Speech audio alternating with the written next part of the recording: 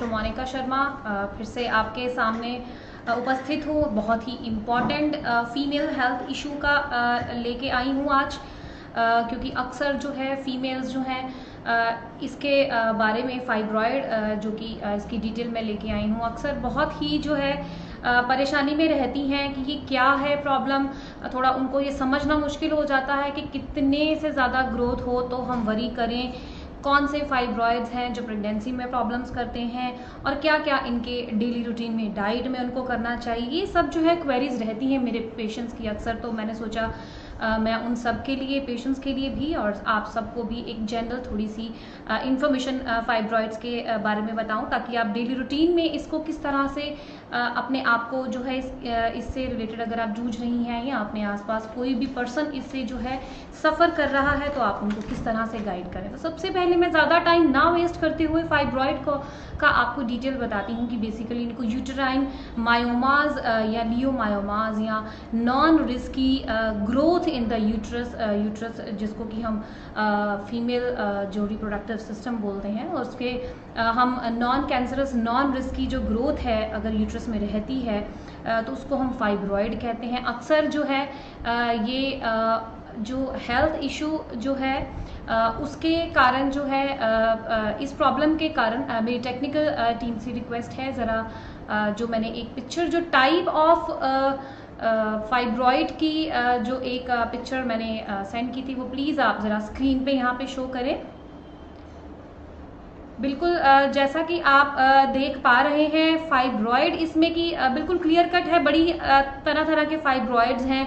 आप एक broad term को जानते हैं कि फाइब्रॉइड, लेकिन इसमें आप देख पा रहे हैं सब सीरोजल, सब म्यूकोजल, इंट्राम्यूरल और पेडैंकुलर जो है, पेडैंकुलेटेड जो है, अलग अलग तरह की अलग अलग जो है जगह पे जो है ये सिचुएटेड रहती हैं ग्रोथ्स, तो इनके अलग अलग नाम दिए गए हैं। सो इसमें से जो है आपको मैं एक्सप्लेन करना चाहती हूँ कि जो इंट्राम्यूरल फाइब्रॉइड है वो between the muscles of uterus अगर रहता है, बेसिकली ये एसिम्प्टोमेटिक रहता है। कई बार जो है फीमेल्स को किसी तरह की कोई परेशानी नहीं होती, ये बिल्कुल जिसको बोलते हैं दिबा एसिम्प्टोमेटिक, कोई सिम्टम्स नहीं शो करता, कोई किसी तरह की कोई परेशानी नहीं रहती अनटिल और अनलेस ये 7 सेंटीमीटर से बढ़ नहीं जाता, तब तक उनको पता भी नहीं चलता कि उनको फाइब्रॉइड नाम की एक प्रॉब्लम जो है वो अंदर हो गई है, जो इंट्राम्यूरल जो आपको मैंने बताया।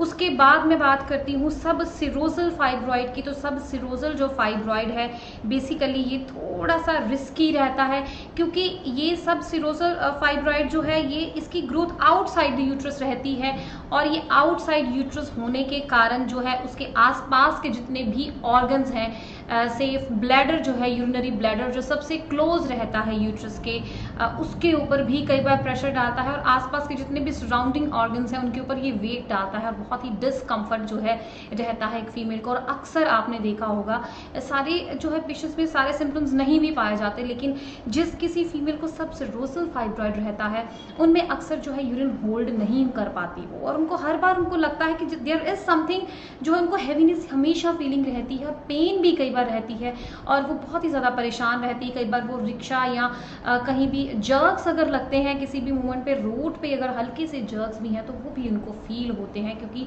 ऑलरेडी एक ग्रोथ जो है वो उनके सराउंडिंग ऑर्गन्स को डिस्टर्ब या प्रेशर कर रही है, और साथ ही साथ जो है उसका अपना वेट भी रहता है जिसके कारण उनको प्रॉब्लम आती है। इसके साथ ही सब सिरोजल अगर वो हल्की सी ग्रोथ करके अपनी ब्रांचेस अगर बना देता है तो इसको हम पेडैंकुलेटेड जो है वो फाइब्रॉइड कहते हैं। एक बार फिर से ज़रा आप स्क्रीन पे फ्लैश करें वो पिक्चर, ताकि थोड़ा सा क्लैरिफाई हो जाए पेडैंकुलेटेड जो है उसके बारे में। आप देख पा रहे हैं एक अलग सी स्ट्रक्चर से ब्रांचेस जैसे किसी ट्री की बनी होती हैं, वैसे अगर सब सिरोजल फाइब्रॉइड में से जो है वो जैसे लटकी होती है ब्रांचेस से कोई चीज़, वैसे जो है ये अपनी ग्रोथ बना लेती हैं। तो उस तरह की जो अगर रहती है तो उसको हम पेडैंकुलेटेड जो है फाइब्रॉइड्स कहती हैं। अगर इनकी ब्रांचेस ज़्यादा बननी शुरू हो जाए तो ये अपने आप में बहुत ही ज़्यादा पेन रहती है फीमेल को। यूट्रस में हैवीनेस तो रहती है, बल्कि यूट्रस तो रहता ही रहता है, लेकिन आसपास के ऑर्गन्स को प्रेस करने के कारण और भी बहुत सारा डिस्कम्फर्ट इनको होना शुरू हो जाता है। इसके साथ जो मैं थर्ड टाइप की बात कर रही हूँ वो है सब म्यूकोजल फाइब्रॉइड। अब सब म्यूकोजल जो फाइब्रॉइड्स हैं वो इनसाइड द यूट्राइन कैविटी रहती हैं, और ये जो फाइब्रॉइड है जो इसके कारण फीमेल्स को हैवी ब्लीड होना शुरू होता है। उनको जो सिम्टम रहता है, अक्सर आपने देखा होगा कि सारी फीमेल्स में जो है वो सिम्टम्स एक जैसे नहीं आते। कई पेशेंट्स हमारे पास आते हैं कि मुझे बहुत ज़्यादा ब्लीडिंग रहती है, कईयों को नहीं रहती ब्लीडिंग, लेकिन जिनमें बहुत ज़्यादा ब्लीडिंग बहुत ज़्यादा रहती है, कई बार क्लॉट्स भी आना शुरू हो जाते हैं जब उनके मंथली साइकिल्स आते हैं, तो उन पेशेंट्स में मोस्टली सब म्यूकोजल रहता है। और ये सब म्यूकोजल जो फाइब्रॉइड है कहीं ना कहीं अगर किसी न्यूली वेड फीमेल को रहता है तो ये इनफर्टिलिटी का कारण भी रहता है, क्योंकि यूट्राइन कैविटी के अंदर वो इन्वेड कर जाता है और वो प्रॉपर जो है स्पेस नहीं मिल पाता, फर्टिलाइजेशन के लिए भी नहीं मिल पाता, और अगर कहीं कंसीव वो कर भी जाती हैं तो इम्प्लांटेशन ऑफ एम्ब्रियो नहीं हो पाता, क्योंकि अंदर जो है वो यूट्राइन कैविटी की इसकी ग्रोथ गई होती है। तो अगर किसी भी फीमेल को, कई बार आपने सुना होगा कि फाइब्रॉइड की वजह से जी उनके तो बच्चेदानी में रसौली है इसलिए उनको जो है प्रेगनेंसी नहीं होती, तो वो यही टाइप रहती हैं, सब म्यूकोजल टाइप ही रहती हैं, क्योंकि वो अंदर हैंग कर रही होती हैं। यूट्राइन कैविटी का जो स्पेस है वो उन्होंने काफ़ी यूटिलाइज किया होता है और अंदर प्रॉपर स्पेस नहीं मिल पाता एक प्रॉपर एग एंड स्पर्म की जो फर्टिलाइजेशन है उसके लिए। अब अगर जो है कितने साइज तक जो है आप अपने आप को रिलैक्स रखें कि हाँ इतना साइज का यूट्रस है, तब वरी करने की बात नहीं। अगर आपको 5 to 6 सेंटीमीटर तक आ रहा है साइज फिर कोई बात नहीं, लेकिन द मोमेंट अगर वो साइलेंटली इससे बढ़ना शुरू हो जाए, you have to keep a check on. अगर आपको पता है कि आपके फाइब्रॉइड है तो आपको एवरी 6 मंथ जो है अल्ट्रासोनोग्राफी या टीवी स्कैन करवाते रहना चाहिए, क्योंकि यू शुड बी अवेयर कि कहीं वो साइज बढ़ तो नहीं रहा।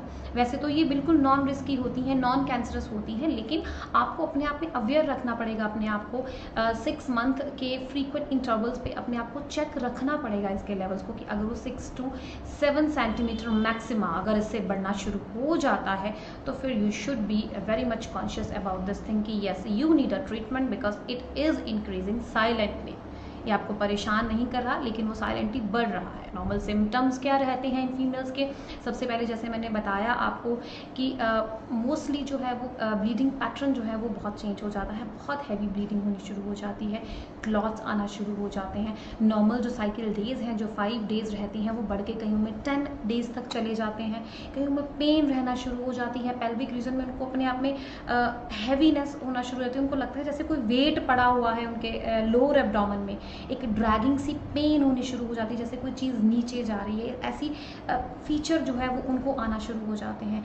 उनका जो ब्लड लॉस जो हो रहा है हर मंथ ज़रूरत से ज़्यादा, उसके कारण उनका HB भी कम होना शुरू हो जाता है, और HB कम होने से क्या होगा, उनको अननेसेसरली एक्स्ट्रा फटीगनेस आनी शुरू हो जाएंगे। आप देखेंगे कि जिनको फाइब्रॉइड रहता है इन सिम्टम्स के कारण, इन सम प्रॉब्लम्स के कारण जिनसे वो जूझ रही होती हैं, उसके कारण उनको एक्स्ट्रा बहुत जल्दी थक जाती हैं। नॉर्मल फीमेल से उनमें काम करने की टेंडेंसी नहीं रहती, क्योंकि उनकी बॉडी में जो है HB कम रहता है और उनमें एक टेंडेंसी नहीं रहती काम करने की age compared to other females. Breathlessness होना शुरू हो जाती है, कई बार अनीमिया के जितने भी सिम्टम्स हैं HB कम होने के कारण वो सारे उनको आना शुरू हो जाते हैं। तो ये थोड़े से सिम्टम्स थे और टाइप्स थी जो मैंने आपको बताई, जो जो फाइब्रॉइड जनरल एक लोगों में एक धारणा बनी है कि कौन सा फाइब्रॉइड कैसा रहता है। कई बार क्या होता है, डॉक्टर कई बार आपको धोखे में भी कोई आपको अगर पर्सन रख रहा है आपको फाइब्रॉइड तो इंट्राम्यूरल है, लेकिन कह रहे हैं आपके फाइब्रॉइड है, आपको प्रेगनेंसी नहीं होगी, मतलब एक अननेसेसरी स्ट्रेस आपको दे रहे हैं। सो इसके लिए मैंने सोचा आज मैं आपको प्रॉपर थोड़ा सा डिटेल में बताऊं कि कौन सा फाइब्रॉइड किस प्रॉब्लम के कारण कहाँ पे आपको जो है वो नुकसान पहुंचा सकता है।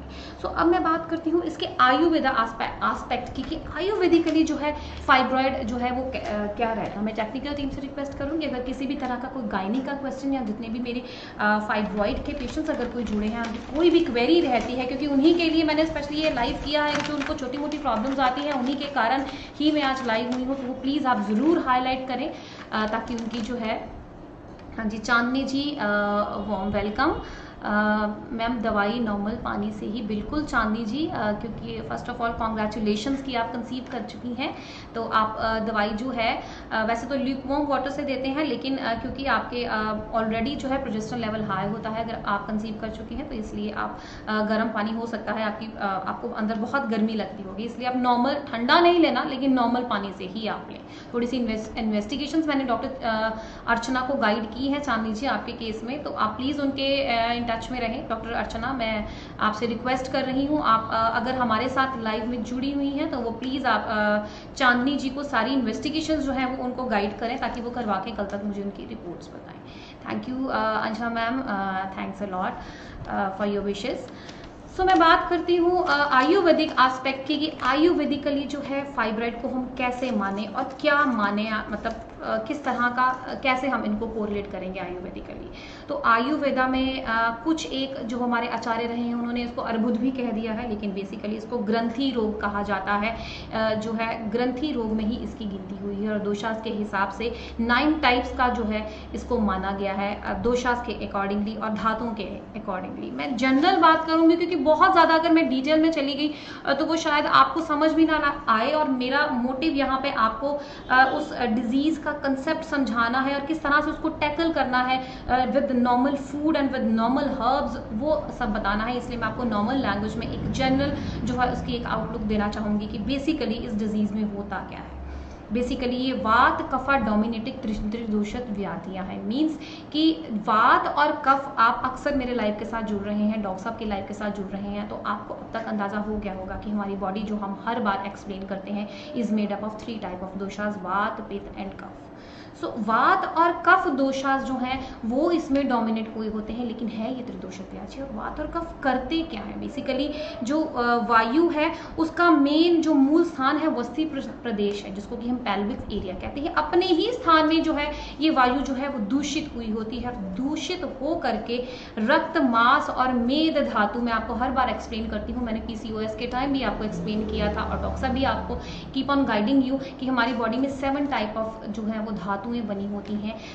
मैं रिक्वेस्ट करूंगी यहाँ पे चार्ट प्लीज आप एक बार दोबारा से इन सबको रिकॉल करवाएं। बिल्कुल, रस, रक्त, मांस, मेद, अस्थि, मज्जा, शुक्र, ये 7 टाइप ऑफ धातु है हमारी बॉडी। हम आयुर्वेदा के हिसाब से मानते हैं हमारी बॉडी जो है 7 टाइप ऑफ धातुओं की बनी है। इसमें जो रक्त, मांस और मेद धातु है, वात और कफ जो है वो दोनों दोष प्रकोपित होके इनको विशिएट कर देते हैं। तो इसमें इफेक्टिवली 3 धातुएं दूषित हुई होती हैं, और 2 दोषास जो है वो डोमिनेटिंग जो है वो पड़े होते हैं, जिसके कारण जो है ये एक ग्रंथि टाइप जो है हमारे गर्भाशय में जो है वो बन जाती है, जिसको कि यूट्रस बोलते हैं। ग्रंथि टाइप की जो कफ जनित ग्रंथि बन जाती है, जिसको कि गांठें जैसे नोड्यूल्स टाइप स्ट्रक्चर जो है वो बन जाती हैं, जैसा पिक्चर भी आपको मैंने दिखाई थी। तो उसको हम ग्रंथि रोग में जो है इसकी गिनती करते हैं। और इसके साथ ही साथ जैसा मैंने आपको बताया कि दोषास जैसे बड़े हुए हैं, वात और कफ दोषास बने हुए हैं, तो इसके लिए हमें सबसे पहले क्या करना पड़ेगा? हमें वातानुलोमन जो है वो द्रव्य देने पड़ेंगे। और वात और कफ बड़े होने के कारण इसमें आम टॉक्सिन, आम नॉर्मल भाषा में बोलते हैं कि इसकी बॉडी में आम बढ़ा हुआ है। मैंने आगे भी एक बार आपको सिम्टम्स बताए थे कि जब आम टॉक्सिन जो है वो बॉडी में बढ़ जाता है तो बड़ी तरह के सिम्टम्स आना शुरू हो जाते हैं। जैसे आम टॉक्सिन अगर बढ़ गया और जॉइंट्स में डेपोजिट होना शुरू हो गया तो आम वात, जिसको कि रूमेटॉइड आर्थराइटिस भी कहते हैं, और भी अलग अलग जगह पे डेपोजिट होने के कारण अलग अलग जो है वो व्याधियां हो जाती हैं। और नॉर्मल सिम्टम क्या रहता है? अगर किसी व्यक्ति में आम दोष बढ़ा हुआ है, उसका स्टूल नॉर्मल पर्सन से ज्यादा स्टिकी होता है। आप देखेंगे जो भी जिसकी बॉडी में आम बढ़ा हुआ है, अगर वो स्टूल पास ऑन करता है तो वो एक ही बार में उसका क्लियर नहीं होता बाउल, उसको बार बार जो है वो स्टूल पास करने के लिए जाना पड़ता है। और अगर वो पास ऑन करता भी है तो जो पॉट के साथ स्टिकी स्टूल रहता है, तो इसका मतलब है उसकी बॉडी में आम दोष, आम टॉक्सिन नॉर्मल लैंग्वेज में कहूंगी, वो बड़ा होता है। तो यहाँ पे हमें आम पाचन के लिए वातानुलोमन जो है वो द्रव्य देने पड़ते हैं, जो कि हमारी जठराग्नि दैट इज डाइजेस्टिव फायर, और धात्वाग्नि दैट इज दैट फायर, जो कि ये जो मैंने आपको 7 धातुएं बताई हैं इनका प्रॉपर जो चैनल है इसको चैनलाइज करे। वो अग्नि, वो फायर हमें इंक्रीज करनी है बॉडी में, ताकि ये प्रॉपर रस से, रक्त से, मांस, मेद, अस्थि, मज्जा, शुक्र, प्रॉपर ये जो चैनल है न्यूट्रिशन का, ये प्रॉपर जो है ये चैनलाइज हो सके सारी धातुएं, ताकि जहां कहीं भी ऑब्स्ट्रक्शन है, जहां कहीं भी स्रोतों का अवरोध हुआ है वो क्लैरिफाई हो सके। इसलिए हमें मल्टीपल कॉम्बिनेशन जो है ये डालने पड़ते हैं। आपने देखा होगा, अगर मेरे ऑनगोइंग जितने भी फाइब्रॉइड वाले पेशेंट्स अगर मेरे साथ जुड़े हुए हैं तो आपने देखा होगा कि एक प्रिस्क्रिप्शन या एक या दो ड्रग नहीं रहती, हमें सारे एस्पेक्ट्स जो है वो उनको सबको कवर करने के लिए, क्योंकि बेसिकली ये वात कफ डोमिनेटेड त्रिदोषज व्याधियां हैं, इसमें मल्टीपल दोषाज इन्वॉल्व है, इसमें मल्टीपल धातुएं जो है वो दुष्टि हो चुकी है, इसलिए हमें मल्टीपल कॉम्बिनेशंस भी डालने पड़ते हैं ताकि हर एक एस्पेक्ट से जो है हम इस प्रॉब्लम को कवर कर सकें। हमें इसमें रक्त शोधक भी डालना पड़ता है, क्योंकि जो है वो रक्त जो है इसमें धातु जो है दुष्टि हुई होती है। रक्त शोधक सबसे बेस्ट कौन सा है? अगर आपको मेरा हल्दी का जो किचन क्लिनिक का जो मैंने आपको हल्दी का एक बार एक्सप्लेन किया, तो हरिद्रा खंड जो है हमारी एक मेडिसिन है जिसमें कि मेन टर्मरिक पाई जाती है, हल्दी होती है उसमें, और उससे बेस्ट जो है रक्त शोधक कोई नहीं है। तो इसलिए हम हरिद्राखंड भी जो है आपको अगर रिकॉल करें तो मेरी प्रिस्क्रिप्शन में आप देखेंगे हरिद्राखंड भी मैंने डाला होता है। इसके साथ ही साथ कचनार गुगुल जो है वो भी डाला होता है हमने, क्योंकि कचनार गुगुल जो है उसके भी बहुत ही जो है मिराकुलस जो है उसके रिजल्ट हैं इसके ऊपर। साथ ही साथ त्रिकटु जो है, त्रिफला है, और भी बहुत से कॉम्बिनेशंस मैंने मिक्स करके हमने डाले होते हैं। शिगरू गुगुल आता है वो भी डाला होता है। अब इसका कहाँ किस का क्या रोल है वो मैं आपको धीरे धीरे एक्सप्लेन करूंगी। इन सब के कॉम्बिनेशन के साथ हमारा एक बहुत अच्छी फॉर्मुलेशंस है थायरो आर्मर। आप मेरी स्क्रीन पे थायरो आर्मर जो है उसकी डिटेल भी देख पाएंगे। थायरो आर्मर में अगर आप रीड आउट करते हैं तो उसमें त्रिकटु भी पड़ा है, उसमें कचनार भी पड़ा है, उसमें ऐसी बहुत सी औषधियां पड़ी हुई हैं जो कि फाइब्रॉइड जो है उसके अगेंस्ट वर्क करती हैं, फाइब्रॉइड में जो है बहुत ही अच्छे रिजल्ट देती हैं। अब जो त्रिकटु है उसका क्या रोल रहता है? इसमें शुंठी मिर्च, टीम आप प्लीज इसे रिमूव कर दें। इसमें शुंठी मिर्च एंड पिपली पाई जाती है। शुंठी अपने आप में उत्तम वात शामक है। शुंठी के बारे में हमारे ग्रंथों में कहा गया है कि शुंठी जो है उत्तम वात शामक है।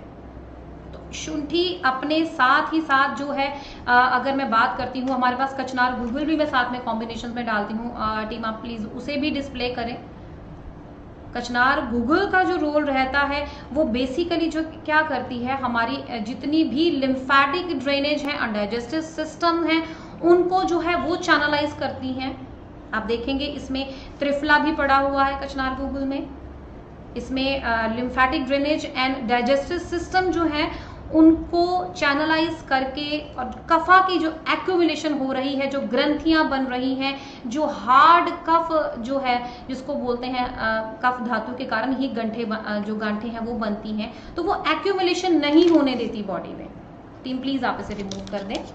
कचनार का एक बहुत इंपॉर्टेंट रोल रहता है कि मैं आपको हर बार एक्सप्लेन करती हूँ जब भी कोई इन्फ्लामेटरी जो एंटी इन्फ्लामेटरी हर्ब के बारे में जब मैं एक्सप्लेन करती हूँ कि एलिमिनेशन ऑफ इन्फ्लामेटरी साइटोकाइनिन्स हमारी बॉडी में रहते हैं, जो कि रीजन रहते हैं बॉडी में कहीं ना कहीं इन्फ्लामेशन कॉज करने का, तो इसको रिमूव करती है, इसको एलिमिनेट करती है। कचनार में बहुत मिराकुलस ये प्रॉपर्टी है। प्लस जब थायरो आर्मर में त्रिकटु भी पड़ा हुआ है, उसमें जो शुंठी है वो उत्तम वात शामक है। इसके साथ ही साथ जो त्रिफला पड़ा हुआ है, त्रिफला एटोप्सिस जो है, एटोप्टोसिस जो है वो करता है। आपको याद होगा मैंने पहले भी आपको ये चीज़ एक्सप्लेन की है कि प्रोग्राम्ड सेल डेथ, जितनी भी कैंसरस या अनवांटेड ग्रोथ या ग्रंथियां जिसको बोलते हैं, जैसा अभी मैं, क्योंकि ये ग्रंथि रोग ही है, जितनी भी कहीं एक्स्ट्रा ग्रोथ हमारी बॉडी में होती है उसके सराउंडिंग जो है वो अपने आप को सेव करने के लिए अपने सराउंडिंग एक प्रोटीन शीट बना लेती है। अब ये क्या करती है त्रिफला, उस शीट को, प्रोटीन शीट, इसके लिए जो है आगे मैं आपको एक्सप्लेन करने जा ही रही हूँ कि इसके लिए हमें जितने भी हमारे एंजाइमेटिक फूड हैं वो हमें जरूर लेने चाहिए। एंजाइमेटिक फूड कौन से होते हैं? जो बॉडी में हमारे एंजाइम्स को, लिवर एंजाइम्स को, डाइजेस्टिव एंजाइम्स को, उनको इनहैंस करते हैं। वो एंजाइम्स करते क्या हैं? वो एंजाइम्स जो प्रोटीन है उसके डाइजेशन में हेल्प करते हैं। अब वो जो शीट बनी हुई है कैंसरस या नॉन कैंसरस एक्स्ट्रा ग्रोथ कहीं भी अगर हमारी बॉडी में, उसके अराउंड जो शीट बनी हुई है प्रोटीन की, उसको जो है वो तोड़ते हैं और उन सेल्स की जो आगे जितने भी इन्फ्लामेटरी साइटोकाइनेंस उनकी प्रोडक्शन को कम करके उन सेल्स की ग्रोथ को कम कर देते हैं। सो ये एक कॉम्बिनेशन हमें देना पड़ता है। फाइब्रॉइड में ऐसा कभी नहीं होता कि मैं कहूँ कि सिर्फ मैं एक थायरो आर्मर दे रही हूँ, या ऑल्दो थायरो आर्मर अपने आप में सेल्फ सफिशिएंट हर्ब है, क्योंकि कॉम्बिनेशन है, सॉरी, क्योंकि इसमें त्रिकटु भी है, इसमें त्रिफला भी है, इसमें कचनार भी है। लेकिन साथ ही साथ जो है डाइट एक बहुत ही इंपॉर्टेंट रोल प्ले करती है। एंजाइमेटिक फूड जो है वो देने बहुत ही मैंडेटरी है, क्योंकि जब वो एंजाइम्स बड़े होंगे हमारी बॉडी में तो जिस तरह के जो अनवांटेड ग्रोथ हुई है, अनवांटेड जो सेल्स जो हैं या गांठें जो हैं उनके अराउंड जो प्रोटीन, उनकी जो सेफ्टी के लिए जो प्रोटीन शीट उन सेल्स ने अपने अराउंड बनाई होती है उनको ब्रेक डाउन करता है, और इस तरह से अनवांटेड सेल्स को भी ब्रेक डाउन करता है, और फर्दर आगे फैट जो एक्यूमुलेशन है वो होने ही नहीं देता, क्योंकि लिम्फेटिक ड्रेनेज को तो ऑलरेडी जो हमने कचनार डाली हुई है उसमें उसने सारा चैनलाइज कर दिया। इसके साथ ही साथ नॉर्मल डाइट में अगर मैं बात करती हूँ तो आपको फाइबर रिच डाइट लेनी चाहिए। जितनी भी फीमेल्स ऐसी हैं जिनको फाइब्रॉयड है या कोई ऐसी प्रॉब्लम है, या कहीं भी मैं कहती हूँ बॉडी में अगर ग्रंथि है बॉडी में, ओवरऑल मैं बात करती हूँ, इस वक्त तो मैं चलो फाइब्रॉयड की बात कर रही हूँ, तो उनको जो है फाइबर रिच जो है वो डाइट लेनी चाहिए।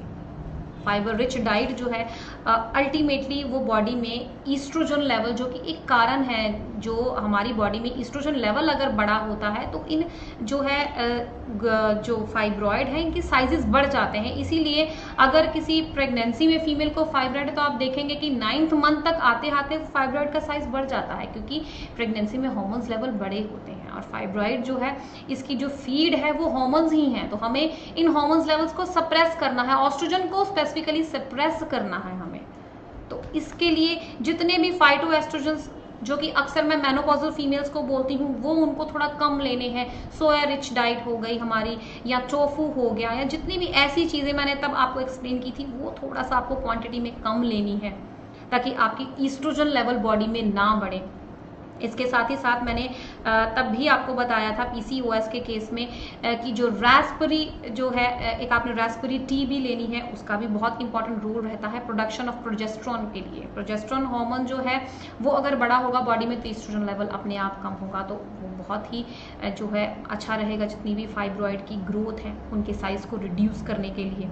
इसके साथ ही साथ अगर आप ग्रीन टी ले रही हैं, चाहे मैंने आपको ग्रीन टी के अपने टॉपिक में एक्सप्लेन किया था कि ग्रीन टी एक्सेसिवली नहीं लेनी, लेकिन वंस इन अ डे या at the max 2 cup a day आप ले सकती हैं। ग्रीन टी में अगर आप माचा ग्रीन टी लेती हैं तो वो बहुत ही बेनिफिशियल है, स्पेसिफिकली उन फीमेल्स के लिए जिनको फाइब्रॉयड है, क्योंकि इसमें आयरन कंटेंट भी है, और फाइब्रॉयड में क्योंकि ब्लड लॉस बहुत होता है इसलिए फीमेल्स में एच भी कम होता है, और उसके कारण जो फटीगनेस आती है वो भी बहुत रहती है, तो ये एक नेचुरल सोर्स है।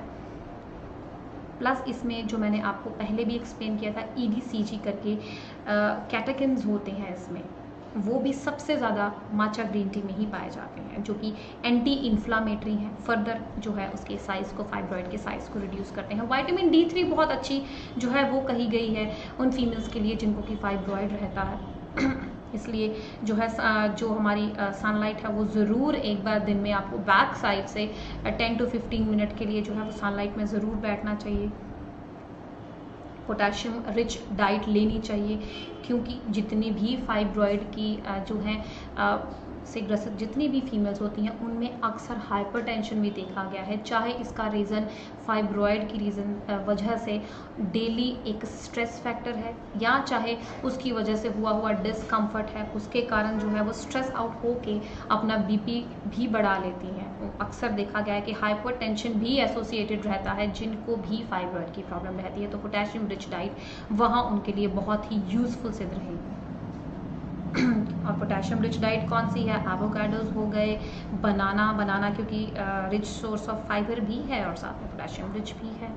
इसके साथ ही साथ कीवी या पाइन एप्पल, ये सारी जो हैं आपको लेनी चाहिए, क्योंकि ये अगेन एंजाइमेटिक फूड है, एंजाइम्स को बढ़ाती हैं बॉडी में, लिवर एंजाइम्स को, प्रोटीएसेस स्पेसिफिकली उनको बढ़ाती हैं। मैं टीम से रिक्वेस्ट करूँगी जो है मैंने एक बहुत ही, हाँ बिल्कुल आप इनको दिखाएं ज़रा। हाँ, ये जो है चेस बेरी है, आपको याद होगा मैंने PCOS के टाइम भी आपको एक्सप्लेन किया था कि चेस बेरी एक वरदान है फीमेल के लिए। हर एक में चेस बेरी जो है वो बहुत ही सक्सेसफुल है, हर एक डिजीज़ में फीमेल बॉडी के लिए ही जैसे भगवान ने इसे बनाया। चेस बेरी जो बेसिकली क्या करता है बॉडी में, dopaminergic transmission of LH and prolactin level को कम करता है। मैंने आपको तभी एक्सप्लेन किया था जिनको PCOS प्रोलैक्टिन लेवल के साथ रहता था। तो LH सीक्रेशन हमारे हाइपोथैलेमस में ल्यूटिनाइजिंग हार्मोन्स हैं, उनकी सीक्रेशंस को सप्रेस करता है और कहीं ना कहीं ऑस्ट्रोजन को कम करता है। तो ऑस्ट्रोजन जब साइज कम होगा तो फाइब्रॉइड का जो साइज है वो अपने आप रिडक्शन में हेल्प आउट करता है। प्लस रेड रास्पबेरी टी है, आप प्लीज़ एक बार ज़रा पिक्चर शो करें ताकि इनको रिकॉल हुए मैं किस टी की बात कर रही हूँ। वो दिन में 2 या 3 बार रेड रास्पबेरी टी है। हाँ, आपको याद होगा अगर ये लीफ मैंने आपको तब भी दिखाया था मेनोपॉजल फीमेल्स के लिए, जब मैंने उनके लिए बताया था कि उनके लिए बहुत यूज़फुल है। ये बेसिकली इसकी एंटी इन्फ्लामेटरी प्रॉपर्टीज़ भी रहती हैं और जो भी एंटी इन्फ्लामेटरी हर्ब हैं उनकी डिकॉक्शन या उनकी इन्फ्यूज्ड टी लेना अपने आप में जो है वो इन्फ्लामेशन की वजह से, इन्फ्लामेटरी साइटोकाइनेंस की वजह से कोई भी प्रॉब्लम रहती है तो वहाँ हर उस प्रॉब्लम में बहुत ही यूज़फुल है। फिर मैं जिंजर टी, उसको भी नहीं भूलना चाहती। जिंजर एक बहुत अच्छा जो है वो एंटी इन्फ्लामेटरी है। हरिद्रा खंड जैसे मैंने आपको बताया उसमें हमारी हल्दी पड़ी हुई है, वो भी रूटीन में लेना चाहिए। शिगरू बुगुल, ये भी मैंने आपको एक्सप्लेन किया था अभी। मोरिंडा जो है ओलिफेरिया, इसको टूथब्रश ट्री बोलते हैं बेसिकली। ये बहुत उत्तम वात कफ हर है, तो ये भी आपको रूटीन में लेना चाहिए। सो आई होप जो मैंने आपको थोड़ी बहुत ये डाइट बताई हैं, डेली योगा ज़रूर आपको करनी चाहिए, अपने आप को फिजिकली एक्टिव रखना चाहिए अपने आप को। बहुत ऐसा नहीं होना चाहिए कि आप जिम ज्वाइन कर लें या अपने आप को ओवर स्ट्रेसन अप कर लें अपनी बॉडी को। अपने बल के हिसाब से आप व्यायाम करें और उसमें सबसे उत्तम और सबसे बेस्ट जो फीमेल बॉडी के लिए रहता है वो है मूल बंद। सो मूल बंद को बिल्कुल नहीं भूलना चाहिए, चाहे आप फाइब्रॉइड से जूझ रही हैं, चाहे किसी भी परेशानी से जूझ रही हैं। आपकी पेल्विक मसल्स को स्ट्रेंथन अप करता है जो मूल बंद है। सो आई होप जितनी भी डिटेल मैंने आपको फाइब्रॉइड की बताई है, आपने थोड़ा सा उससे जो है आपको ज़रूर जो है लाभ मिला होगा। और वो इन्फॉर्मेशन जो है आपने आसपास जो भी फीमेल्स फाइब्रॉइड से जूझ रही हैं या आपके मन में कुछ भी क्वेरीज थी वो अब क्लैरिफाई हो चुकी होंगी कि कितने लेवल या कौन से फाइब्रॉइड की ऐसी टाइप है जो प्रेगनेंसी में प्रॉब्लम करती है, कौन सी नहीं। आप बेहतर किसी को आगे अब गाइड कर सकती हैं। और ट्रीटमेंट के रिगार्डिंग जो मैंने आपको बताया उसे भी ध्यान में रखिएगा। सिर्फ एकमात्र 1 या 2 चीज़ें लेने से कई बार फाइब्रॉइड की प्रॉब्लम सारी चीज़ें चेक नहीं रख जाती। हमें 2-3 कॉम्बिनेशंस जो हैं वो ऐड करने पड़ते हैं। और क्यों ऐड करने पड़ते हैं, क्योंकि मैंने दोषास का भी आपको सब एक्सप्लेन कर दिया है। क्योंकि हमारे ये बेसिकली 2 टाइप के दोषास इसमें डिस्टर्ब है और 3 धातुओं को जो है इसने आगे विशिएट किया होता है। सो आई होप, मैं उम्मीद करती हूँ जो आज मैंने थोड़ी सी आपको फाइब्रॉइड के बारे में जो इन्फॉर्मेशन दी है वो आपके लिए हेल्पफुल रहेगी। सो मैं रिक्वेस्ट करती हूँ जितने भी व्यूअर्स हमारे साथ FB से जुड़े हैं वो प्लीज़ हमारा चैनल ज़रूर सब्सक्राइब करें, ताकि आपको जब भी फर्दर मैं या डॉक्टर नवदीप या हमारे चैनल से जो भी आगे जो है लाइव्स लेके आ रहे हैं हम आपके बेटरमेंट के लिए, उसकी आपको नोटिफिकेशन आ जाए। और कोई भी अगर आपको फाइब्रॉइड के रिगार्डिंग किसी भी तरह की कोई क्वेश्चन अगर आपको पूछना है तो वो प्लीज़ आप कमेंट बॉक्स में अपना नंबर ड्रॉप करें या हमारे हेल्पलाइन नंबर जो फ्लैश हो रहे हैं उन पे ज़रूर कॉल करके आप इन्फॉर्मेशन ले सकते हैं। So God bless you all, stay home, stay safe.